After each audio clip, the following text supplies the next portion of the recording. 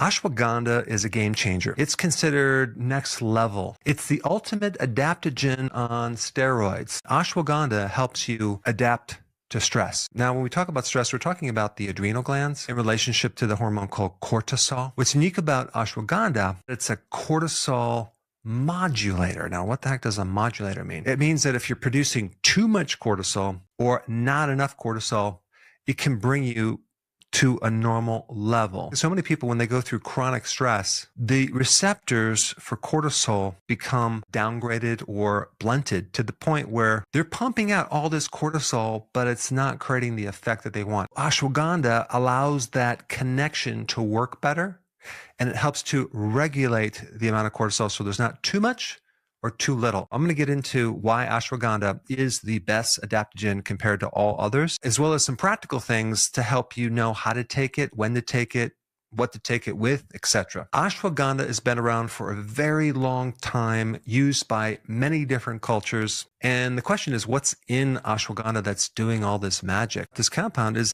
very similar in structure to a steroid hormone. When the plant goes through stress, this compound is triggered and it grows in a certain amount, so it basically helps the plant survive. We can extract that compound that's in that plant and use it for our own benefit. Generally speaking, it helps to prevent the high spikes of cortisol. It definitely helps sleep.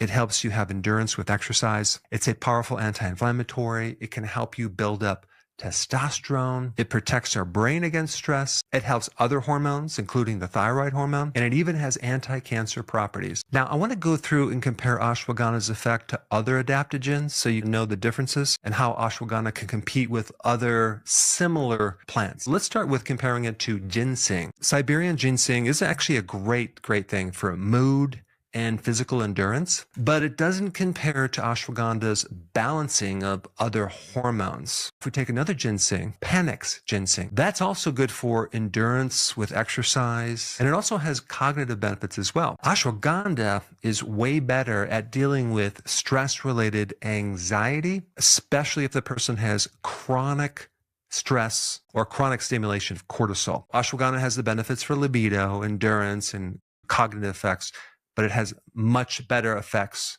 on chronic cortisol and stress issues. Now let's talk about rhodiola. Rhodiola is good for stamina, giving you energy, but rhodiola doesn't necessarily reduce stress or anxiety. Again, when you think about ashwagandha, think about something to counter long-term chronic stress. What about holy basil? That one's really good to help calm your body, helps you sleep. If we compare holy basil to ashwagandha, ashwagandha has many more effects, especially in balancing out these other hormones, and also ashwagandha's effect post-exercise and muscle repair. Holy basil doesn't have those effects, but ashwagandha does. What about matcha root? This root is good for energy. It's good for sexual function, like libido. And if we compare it to ashwagandha, ashwagandha also has those similar effects and gives you more stress-reducing effects, as well as hormone balancing effects and helping you sleep. If we take reishi mushrooms, for example, which is a very great adaptogen, and it's good for cognitive function, immune function, as well as giving you a calming effect. Reishi mushroom does not have the effect on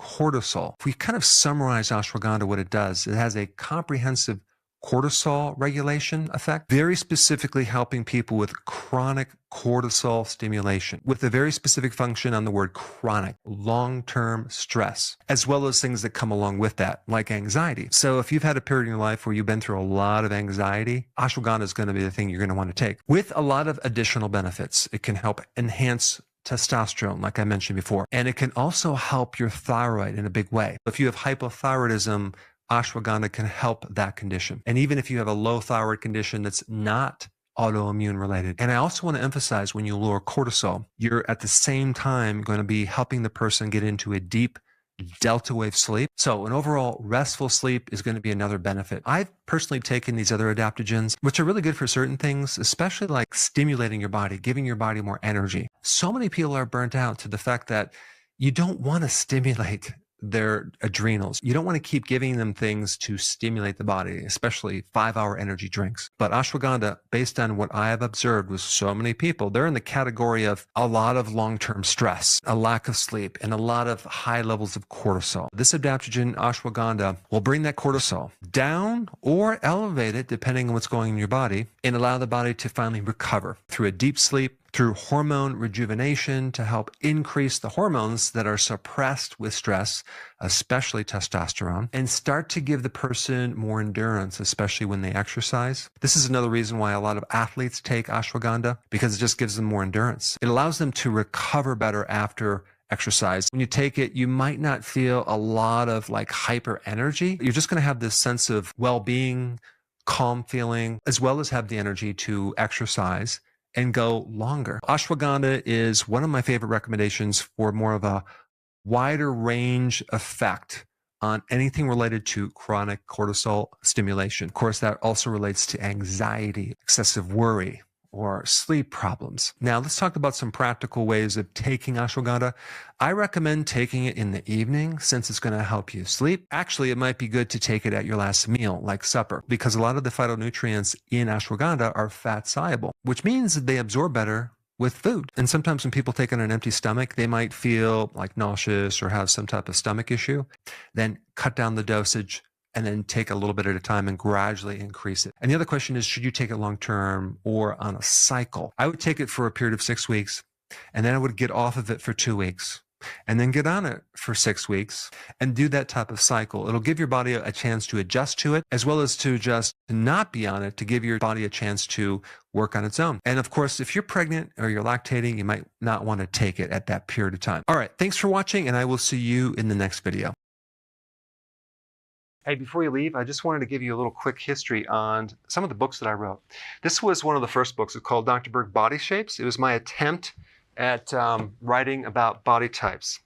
What was very interesting about this book is I actually did all the images myself. Don't ask me why. They look actually not quite as professional as some of the images that I have in the new book. But anyway, this is my first attempt right here called Dr. Berg's Body Shape Diets. And then I wrote a book more extensive called The 7 Principles of Fat Burning. I don't even have a copy anymore, actually, because it's outdated.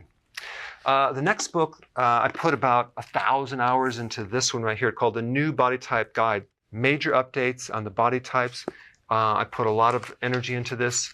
It has professional images, graphics, all sorts of things. Now, the problem with this book is it doesn't really describe what this is really about. Body types are only a small portion of what's in this book. And that's why I changed the name to the Healthy Keto Plan, okay? If you happen to have this book, you don't really need this book because there's some only very, very minor updates. But if you don't have this, you need to get this one right here. This book goes into every single detail that you would ever want to know about. It goes into the 7 principles of fat burning. It goes into hormones, the body types, the basic keto plan. It goes into intermittent fasting. I talk about the 10 fat burning triggers and blockers and fat burning strategies with a lot of details in every single chapter. I go into body issues that interfere with losing weight. There's very few people that just have a weight problem. They have a lot of body issues, whether it's sleeping problems, stress problems, inflammation, menopause. I cover that extensively in this book. Then I talk about how to get rid of stress, and I show you a technique. Then I get into exercising. And then I have a lot of really good recipes in this book as well. So this is a good reference guide. On my website, if you get this book, you get this one free. It's called Healthy Keto and Intermittent Fasting. This is the shortcut, quick guide to this book. And the reason I created this book is to have you, within 45 minutes, learn how to do keto, okay, in intermittent fasting, exactly what you need to do.